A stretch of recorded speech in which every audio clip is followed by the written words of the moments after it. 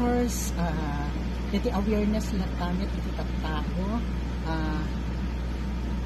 para kadikiti protocols tayo.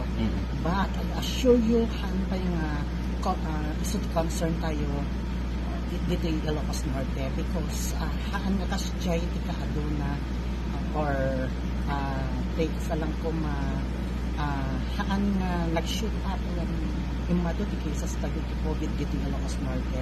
And also, in the entire Philippines, DJ abroad pa lang namin dito kumbaga ket at the alert na.